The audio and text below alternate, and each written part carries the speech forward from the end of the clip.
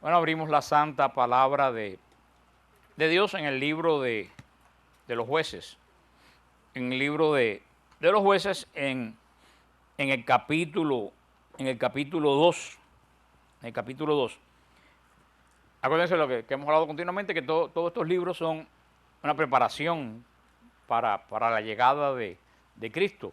Por eso si pudiéramos ver o pusiera el espíritu de todos estos libros históricos, recuérdense que estábamos en los libros históricos. Los libros históricos comienzan después del Pentateuco, cuando comienzan los libros y desde Josué hasta el libro de Esther. Si podemos ver estos libros históricos, Josué nos habla de la posesión de la nación. Jueces, que estamos ahora, y Ruth nos hablan de la opresión de la nación. Primera de Samuel nos habla el reino de la nación. Segunda de Samuel nos habla la expansión de la nación. Primera de Reyes, hasta el capítulo 11, nos va a hablar de la gloria de la nación. Reyes de 12 a 22 nos va a hablar de la división de la nación. Segunda de Reyes, del 1 al 17, nos va a hablar de la caída de la nación. Segunda de Reyes, del 18 al 25, el destierro de la nación. Crónicas, primera de Crónicas, la preparación del templo de la nación. Segunda de Crónicas, la destrucción del templo de la nación. Esdras, la restauración del templo y de la nación. Nehemías, la reconstrucción de la capital de la nación. Y Esther, la protección de la nación. Sabemos todos estos libros históricos cómo están hablando del mismo recorrido. ¿Te acuerdas que hemos hecho todos estos días? Como era el caso de Israel. Liberación, posesión de la promesa, ¿qué cosa? Idolatría, ¿qué cosa? Castigo. Después del castigo, ¿qué cosa? ¿Qué cosa? ¿Qué cosa? Arrepentimiento. Y después del arrepentimiento, restauración. Y después de ese ciclo, ¿qué pasaba? De nuevo, apostasía. Y si viene a ver es un poco la historia de cada uno de nosotros, la historia de la misma iglesia, la historia de las naciones, es exactamente igual. Gracias a Dios, siempre lo que hemos hablado, yo siempre le digo a las personas que lo más importante de todo esto no es la caída, lo más importante de esto es la restauración. Y la restauración, ¿con qué tiene que ver? Con la misericordia de Dios. Por eso una persona que cae, una persona que se arrepiente, y una persona que es perdonada, una nación que cae, una nación que se arrepiente, una nación que es perdonada. Después de eso que tiene que ser restaurada. Eso es lo que mucha gente se lo olvida. Mucha gente se arrepiente, pero no se restaura. Yo creo que eso de la restauración no se habla mucho hoy en día en la iglesia. Porque cuando tú pecas o la nación peca o la iglesia peca, algo se desmorona, ¿no? Digo, ok, perdonamos a que destruyó, pero ¿qué cosa lo que hay que hacer? Reconstruir. Y esa es la restauración. Eso es a nivel personal, a nivel de iglesia, a nivel de las naciones. Vimos a todo lo largo, antes de entrar en el capítulo 3, vimos todo lo largo del Deuteronomio, las exhortaciones de Moisés clarísimas. ¿Cuáles son las exhortaciones de Moisés? Sean fieles a Dios. Eso fue todas las palabras. Recuérdense que en Números, ¿se recuerdan en Números? Dios le habla a Israel. Y en Deuteronomio, Moisés le habla a Israel. En Números, todo el tiempo, Dios habló a la nación. Y en Deuteronomio, todo el tiempo, Moisés habló a la nación. ¿Y de qué le habló Moisés a la nación? De lo que Dios le habló a él. Por eso todo el tiempo Moisés va a decir, sean fieles a Dios. Manténganlo en el centro de cada aspecto de la vida y ustedes como nación, como congregación, van a ser bendecidos. Apártense de él, rechacen su autoridad y él los va a entregar a sus enemigos. Eso es todo el tiempo. Es lo que Moisés está insistiendo en Israel. Vemos que desafortunadamente Israel no siempre fue fiel. Israel fue muy tentado a caer en la infidelidad de los israelitas. Sin embargo, aunque Israel fuera infiel, Dios siempre fue fiel. Y si Dios castigó a los israelitas, no fue para un acto de autovenganza. Si Dios castigó a los israelitas, fue producto de su fidelidad. Si Dios permanece fiel a Israel, Dios tiene que castigar a Israel. ¿Se acuerdan lo que dijimos? Que en Dios la justicia no es un deseo de venganza. En Dios la justicia es la causa de su santidad. ¿Por qué? Porque ¿para qué está el bien? El bien está para combatir el mal. Porque un bien que no le importa que haya mal, ¿es bien? No. Entonces, una de las causas principales del bien no es gozarse en lo bueno.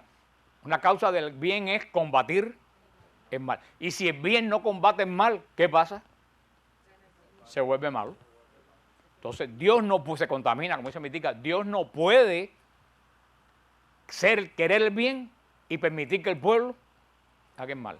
Entonces, la justicia de Dios proviene ¿de qué? De la santidad de Dios. Que Dios no puede de ninguna otra forma que rechazar absolutamente ¿qué cosa? El mal. Y así debemos ser cada uno de nosotros. Si cada uno de nosotros en nuestra vida rechazáramos el mal, la nación rechazara el mal. La familia rechazara el mal. Pasa que muchas veces nosotros no comenzamos por no rechazar el mal. Y le he dicho montones de veces, y así pasan las escrituras, y pasa. Nosotros no podemos esperar a que la iglesia rechace el mal. Pero los obispos no han dicho nada. Nosotros no podemos esperar que el cura rechace el mal. Porque el párroco no dijo nada. Tú no puedes esperar que Maús no ha dicho nada. ¿Tú sabes lo que tienes que empezar? Rechazando tú el mal. En la medida que tú rechazas el mal, créeme que gente que te están viendo van a imitarte, van a decir, hay que rechazar el mal. Lo que pasa es que muchas veces nos volvemos condescendientes con el mal. Dios no es condescendiente con el mal. La justicia de Dios no nace de un deseo de venganza, nace de su propia naturaleza. Cerca de él no puede haber nada que tenga que ver con el mal. Y hace lo que haya que hacer para que la persona que esté en el mal o la nación que esté en el mal salga del mal. Hasta los métodos más difíciles, más duros, que a nosotros nos parecen impensables. Y por eso que se lo dice Isaías a Israel. Ya no tengo donde darle golpe. Y ustedes siguen duros de cabeza, duros de corazón. Y esta es la historia del libro de los jueces. Vimos en toda la primera parte de cómo el ángel del verbo de Dios habló y le recordó a la nación. Y ahora estamos en este capítulo 2, el versículo, ya lo vimos, el versículo 11. Vimos como los jueces salen, ¿de qué salen los jueces? Los jueces salen precisamente de la necesidad de Dios de hacer que la nación vaya por el bien. Y ahí vemos en Josué y en los jueces la necesidad que tenemos de líderes. Porque ¿quién guiaba a Dios? Perdón, ¿quién guiaba a Israel? Ya lo dije. Si no se saben esa, pues recojan y váyanse. A ver, denme el gusto y contésteme. ¿Quién guiaba a Israel? Dios, gracias, Señor. Han aprendido cantidad en las clases. Dios guiaba a Israel. Entonces, si Dios guiaba a Israel, ¿cómo tenía que haber sido el camino de Israel? Perfecto. ¿Lo fue? No. Necesitaban un guía. Y un guía que fuera tan perfecto como Dios, o lo más posible para el perfecto a Dios. Ahí es donde vienen todas estas iglesias que dicen, no, yo sigo a Jesucristo y al Espíritu Santo. A mí me acuerdo una vez dando una clase de los Corintios que Pablo dice que no son de Pablo, ni de Apolo, ni de Pedro. Que había gente que decía, no somos de Pablo, ni de Apolo, ni de Pedro. ¿Somos de quién? De Cristo. Y todo el mundo dijo, amén. Digo, ¿tú sabes qué? Pablo, Pedro, Apolo, de Cristo. ¿Sabes quién eran los peores de todos? Los de Cristo. Eran los peores de todos. ¿Tú sabes por qué? Porque los que seguían a Pablo tenían la ley de Pablo y la conducción de Pablo. Los que seguían a Pedro tenían la ley de Pedro y la conducción de Pedro. Los que seguían a Apolo tenían la conducción de Apolo. Los que seguían a Cristo decían, a mí Cristo me dijo que hiciera tal cosa. Y hacían lo que les daba la gana. Eso es lo que estamos viendo hoy en día. No, mi Cristo me dijo que por aquí 10.000 iglesias en cada esquina fajados unos con los otros. Mi Cristo me dijo. O sea, aunque el Señor guía a su pueblo, siempre hace falta una cabeza visible. No solo una cabeza visible, sino que sea ejemplo de Dios. Por eso cuando los guías están malos, el pueblo está peor. Tanto en la nación como en la iglesia. Por eso recordé cuando en este escrito que les hice, que les mandé a ustedes, que es mi último testamento, porque no vuelvo a hablar de eso. Yo puse a los pastores de todas las iglesias católicas y todo, le puse Ezequiel. Ezequiel. Y esa palabra de Ezequiel, si yo tuviera dinero, hacía una postal de Navidad y se la mandaba a todos los párrocos en Miami y le ponía Feliz Navidad. Porque el Señor le dice, ay de los malos pastores que se alimentan de mis ovejas y se cubren con su lana. Ay de los malos pastores que en vez de cuidar las ovejas que te di, te engordas con ellas. Por eso te las quitaré y el día del juicio te cargaré pelo a pelo de la oveja que se perdió. Eso se lo aplica a todo lo que es líder, de lo que sea. Ay de los malos pastores de Israel.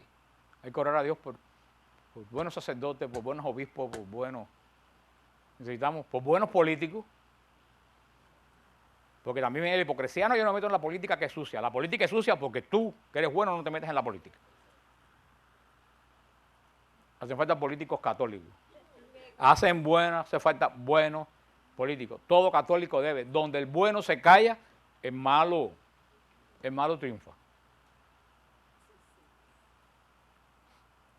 Y por eso que el Señor levanta a los jueces de la nación. Y dice en el capítulo 2, versículo 16, entonces el Señor hizo surgir jueces que lo salvaron de las manos de los que saqueaban, pero tampoco sus jueces lo escuchaban. Se prostituyeron siguiendo a otros dioses y se postraron ante ellos. Se desviaron muy pronto del camino que había seguido sus padres, que atendían a los mandamientos del Señor y no los imitaron. Cuando el Señor les suscitaba jueces, el Señor estaba con el juez y lo salvaba de la mano de sus enemigos, mientras vivía el juez.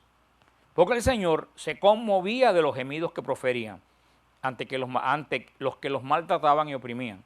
Pero cuando moría el juez, volvían a corromperse más todavía que sus padres, yéndose detrás de otros dioses, dándole culto y postrándose ante ellos, sin renunciar en nada a las prácticas y a la conducta obstinada de sus padres. Aquí es muy interesante lo que dice, sin renunciar a la conducta de sus padres, adoraban a otros dioses. O sea, seguían sirviendo al Dios del pacto de Israel, pero al mismo tiempo se postraban delante de otros dioses. Y fíjate lo que dice, el Señor levantaba jueces, pero la nación se portaba bien, mientras que había el juez. Cuando se acababa el juez, la nación volvía el mismo. Ahí tú ves la importancia de un líder. La importancia de líderes en la iglesia, y tenemos que orar por líderes en la iglesia. Líderes ministeriales de los 3 ministerios de la iglesia, episcopado, presbiterado y diácono, y líderes laicos. Necesitamos también líderes, pero líderes laicos buenos. Porque un líder malo, que parece bueno, es peor que uno malo. Porque el malo tú sabes que es malo y no lo sigue, pero que tiene visos de bondad, te puede confundir. Hay que orar para que el Señor levante en la iglesia en periodos difíciles. Siempre en todos los periodos difíciles de la historia, el Señor ha levantado santos, grandes líderes. Peligro, momento terrible de abandono. ¿Quién levantó el Señor? A San Francisco de Asís. ¿Qué le dijo el Señor a San Francisco de Asís? Reconstruye mi iglesia. Y él entendió que era la porciúncula y la reedificó y volvió la voz del Señor, reconstruye mi iglesia. Y no era la iglesia, la porciúncula, lo que el Señor quería. Quería que Francisco restaurara la iglesia con su ejemplo de pobreza. Por eso le dije que la mejor frase de San Francisco, predica siempre y si es necesario, usa las palabras. En otros momentos graves de la iglesia, el Señor levantó a Santa Teresa de Jesús. Una mujer sin pelos en la lengua, ¿no? Siempre el Señor ha ido levantando en momentos de crisis. A veces uno mira y dice, bueno, ¿dónde estamos de ahora? El Señor de algún lado lo va lo va a sacar. Tenemos a Benedicto XVI, que Dios bendiga, guarde y cuide, y el sucesor de Benedicto debe estar por ahí también en algún lugar, que hay que orar por él. Pero la nación dependía de buenos jueces. Recuérdense que para los que vienen por primera vez o no han venido tiempo, recuérdense que los jueces no eran gente que impartían justicia, aunque también lo hacían. Los jueces eran líderes de la nación. ¿Se acuerdan que se diferenciaban? No, que se van a acordar. Los jueces, ya ni pregunto más, los jueces se diferenciaban de los monarcas, que los reyes eran hereditarios. Y los jueces, el Señor los levantaba, y cuando se moría el juez, no había sucesor de juez, hasta que otra vez Israel volvía a una situación difícil y el Señor volvía a sacar. Cada juez tiene una característica diferente. ¿Por qué? Porque cada juez se adapta a qué cosa? A la situación del momento en que el Señor levanta a Israel. Por eso, dice en el versículo 20, se encolerizó el Señor contra el pueblo de Israel y dijo, ya que este pueblo ha quebrantado la alianza que prescribí a sus padres y no ha escuchado mi voz, tampoco yo arrojaré en adelante de su presencia a ninguno de los pueblos que dejó Josué cuando murió. Era para probar con ellos Israel, a ver si seguían o no los caminos del Señor, como lo habían seguido sus padres. El Señor dejó en paz estos pueblos en vez de expulsarlos enseguida y no los entregó a las manos de Josué. Esto es muy interesante. El Señor, la ira del Señor. Recuerden que dijimos que la ira, que en nosotros es defecto, en Dios es virtud. Se encendió la ira del Señor, ¿y qué dijo? Los pueblos que ustedes no arrojaron, yo no los voy a arrojar. Eso quiere decir que lo que nosotros no hacemos muchas veces, Dios no lo hace por nosotros. Para que el Señor nos da la orden y nos da la capacidad para hacer la obra del bien. ¿Y qué dijo? ¿Por qué voy a dejar a estos pueblos? Para probar a Israel. Si me sirven a mí o si se van a alejar de mí. El Señor nos pone pruebas, porque las pruebas cuando el Señor sabe si somos fieles o no. Si el Señor no nos pone pruebas, ¿cómo va a saber que somos fieles? Si tú una hija la tienes trancada en la casa las 24 horas del día y no la dejas en ningún lado, ¿cómo tú sabes que es buena? ¿Qué tú sabes que va a hacer cuando tú la sueltes? Ahora, si tú la sueltas y es buena, ¿tú sabes qué? Esa muchacha es buena. Y el Señor dijo, voy a dejar estos pueblos ahí porque de la prueba nace la certeza de a quién tú estás sirviendo. Y todos los pueblos han vivido en periodos de prueba, nosotros estamos viviendo un periodo más que nunca de prueba. ¿Y tú sabes para qué es esta prueba? Para saber a quién tú estás sirviendo.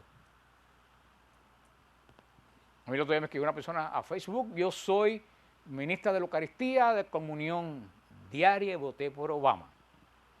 Y yo le dije, felicidades, de aquí de Miami, le dije, felicidades hermana porque ejerciste tu derecho ciudadano, pero te voy a dar una buena noticia, estás excomulgada late sentencia. Eso es lo que hay que decir. No sé, no me contestó porque en Facebook. Pero eso es lo que hay que decir. No, pero que eso es lo que tenemos que decir. Eso es lo que hay que decir. Te felicito porque ejerciste una función. Ahora te voy a dar la próxima noticia. Estás excomulgada. Y le puse abajo un canon de derecho canónico donde dice que promueve el aborto y todas las leyes que van en contra de la iglesia están excomulgados ipso facto. Eso quiere decir late sentencia. No hace falta declaración del obispo ni de nadie. En el momento que tú lo haces, te separas del cuerpo de Cristo. Como si te apretaras un grano o algo que tenga. Sí, eso es lo que es. No, para mí eso no da risa, como dice mi tía que eso no da risa, pero bueno, después que la hermana Blanca Ruiz dijo que sí, ella tenía un mono en la cara, que todo el mundo se reía, y ya después de eso ya yo me consuelo, y yo me doy cuenta que no solo es que no es conmigo. Pero eso lo tenemos que hacer, en momentos difíciles hay que decir, ¿tú sabes por qué? Por lo que dijo el profeta Ezequiel es muy importante, el profeta Ezequiel se lo dijo el Señor, ¿para qué voy a seguir hablando si a mí nadie me escucha? Y el Señor le dijo, yo no te mandé para que te escuchen, yo te mandé para que tú hables. Si tú te callas, y ellos se condenan, te condenas tú y te condenan ellos. Ahora, si tú hablas y ellos no te escuchan y se condenan ellos y te salvas tú. Esa es la misión profética de la iglesia. Esa es la misión profética de la iglesia. Y eso es lo que tenemos que hacer.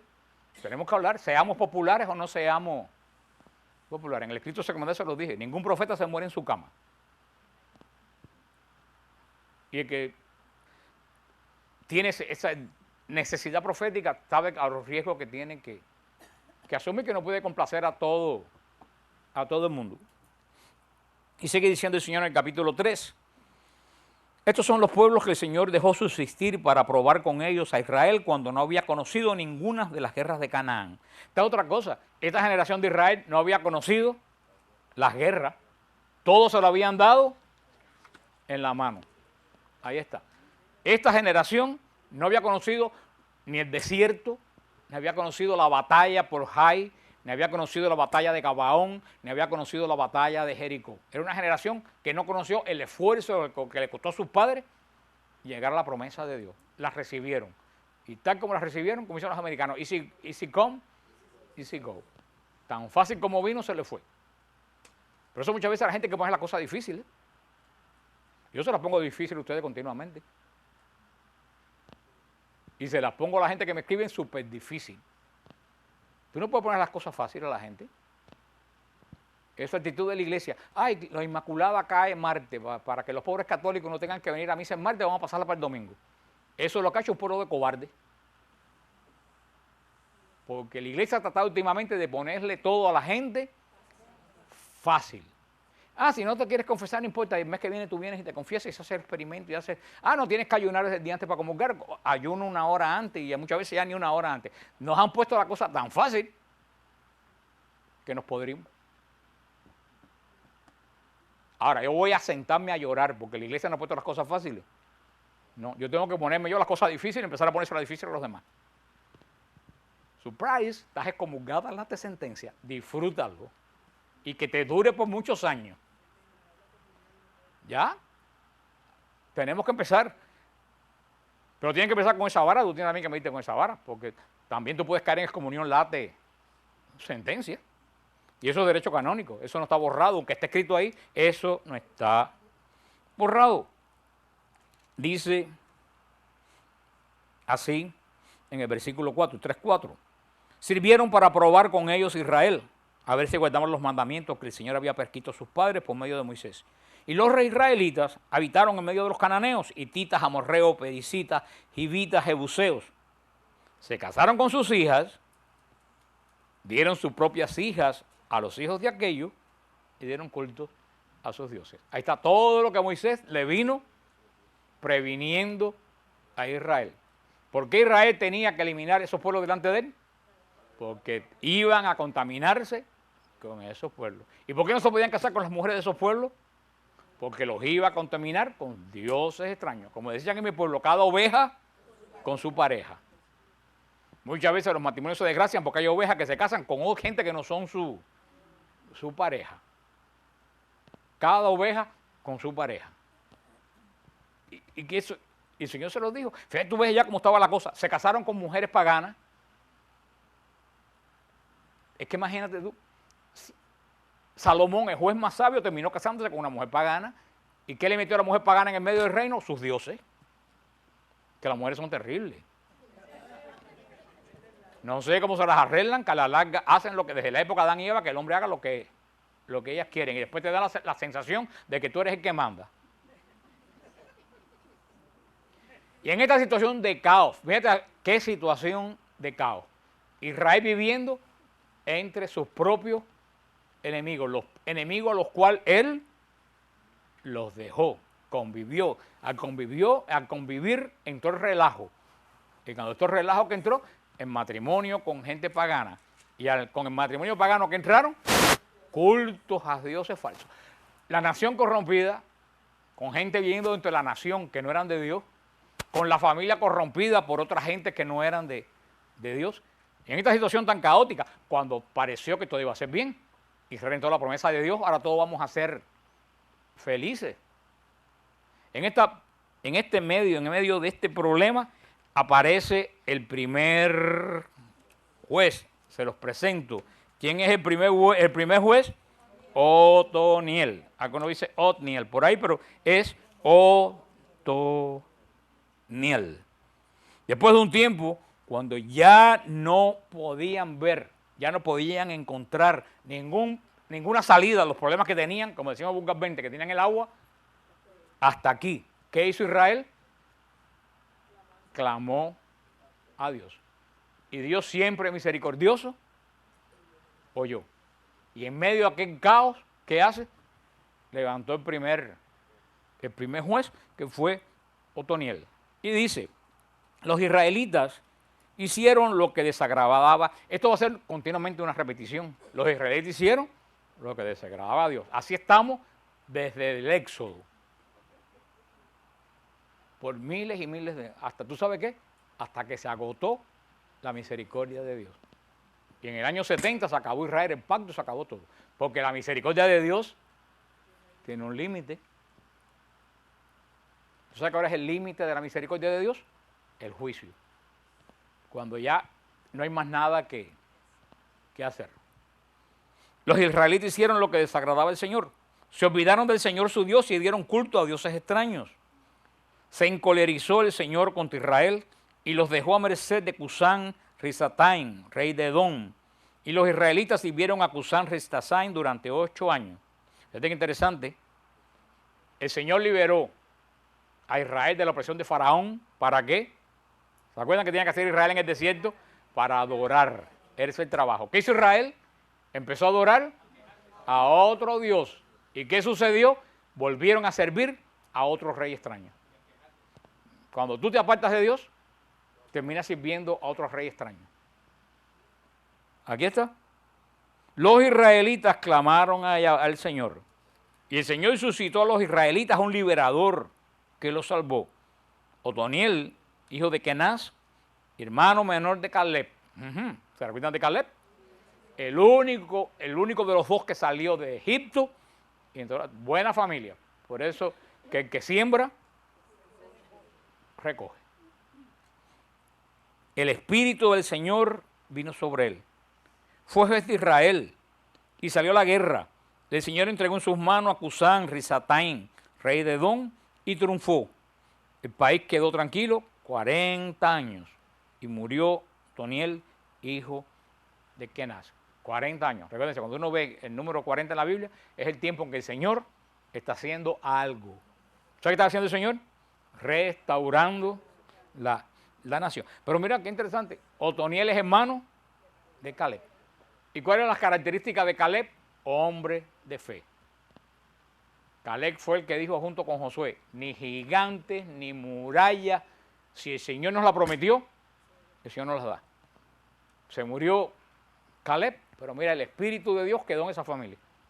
Y se levanta Otoniel, Otoniel, de la tribu de Judá. Otoniel de la tribu de Judá. O sea, el nombre Otoniel significa león de Dios. Significa Otoniel, león de Dios. Fue el primero de 18 jueces. Hay algunos jueces que vamos a estudiar y otros que no vamos a estudiar porque hay jueces menores y jueces mayores. No quiere decir que los jueces menores sean más chiquitos que los jueces mayores. Igual que los profetas menores no son más chiquitos que los profetas mayores. Es que los menores siempre hay menos información que de los que se llaman mayores. Y hay algunos que verdaderamente no tienen mucha importancia. El Espíritu del Señor vino sobre Otoniel y se convirtió en el primer. Otoniel es muy importante porque es el primer juez de Israel. Primera vez que el Señor, después de muchos años, 300 años, 200 años, después que murió Josué, es primera vez que el Señor levanta un juez. Y desafortunadamente, ¿quién ustedes creen que debía haber sido en ese momento quién el Señor? ¿Quién hubiera tenido que guiar a Israel en ese momento? A falta de Josué, de un líder. ¿Quién hubiera sido? El sumo sacerdote. Ese tenía que haber sido el guía de la nación de Israel. ¿Pero por qué no fue el sumo sacerdote? Porque el sumo sacerdocio estaba corrompido. ¿Se recuerda? Finca se compró, Finca cayó el anatema sobre él. El sumo sacerdote no podía guiar al pueblo porque un ciego no puede guiar otro. Y el Señor levantó. Y tú sabes qué, y es posible, no lo sabemos, ahí no lo dice porque, Era un laico, no, era un laico. Pero tú sabes qué, Otoniel debe haber levantado unas cuantas ronchas en el sacerdocio de Israel. Todos los sumos sacerdotes y los levitas, ¿qué tenía que haber dicho? ¿Y por qué no levantó uno de nosotros? ¿Qué estudios teológicos tiene don Otoniel? ¿En qué seminario estudió? ¿Quién le dio esa autoridad. ¿Le suena conocido? Y que harían muchos sacerdotes y sumos sacerdotes. Vamos a ver cómo salimos de este Otoniel, porque tiene puesto que debe haber sido de nosotros. No lo sabemos, pero mucha roncha que Otoniel tiene que haber levantado. Y el Señor sigue levantando en su iglesia laicos y siguen los laicos levantándole roncha a alguna gente. Era de la tribu de Judá. No, pero el sumo sacerdote era también de Judá, de la tribu del hermano de Aarón. El sumo sacerdote era de la familia de Aarón. El sumo sacerdocio fue de la familia de Aarón hasta que fueron a Babilonia. Cuando fueron a Babilonia fue que los mataron y ya no se supo, ya no hubo más sumo sacerdote de la familia de Aarón. Ahí empezó el declive de Israel. Fue cuando se empezó a perder toda la raíz del pacto. Fue ahí, pero bueno, nos falta todavía un poquito. Pero fíjate, ¿quién unge a Otoniel? El Espíritu de Dios. El mismo Espíritu que hoy sigue levantando gente en la iglesia. Sin títulos, a lo mejor sin mucha teología y sin mucho seminario. Pero se levanta ¿por qué? Por la voluntad de Dios. Y aquí vemos cómo el Espíritu Santo sigue actuando en todo el Antiguo Testamento. El Espíritu Santo actuó en el Antiguo Testamento, pero actuó de una forma diferente que en nuestro pacto, porque en el Antiguo Testamento el Espíritu Santo actuaba de vez en cuando y puntualmente, ¿no? ¿Sabe Dios? Desde Josué a lo mejor el Espíritu Santo no había poseído a nadie en Israel, hasta que desciende ¿dónde? En Otoniel y lo levanta juez. Diferencia de nosotros, en nosotros todos tenemos el don del Espíritu Santo por medio del bautismo, por eso todos somos sacerdotes, profetas y reyes. Pero en el Espíritu Santo sí actuó en el Antiguo Testamento, pero ¿cómo? Puntualmente, sobre los reyes, sobre los profetas, sobre los jueces, pero no sobre la mayoría del pueblo. Dios escogió a Otoniel como el primero en una sucesión de personas honestas, líderes honestos, que pudieron guiar, gracias a Dios, Israel por muchos años de ahí en adelante, hasta que llegó la monarquía a Israel.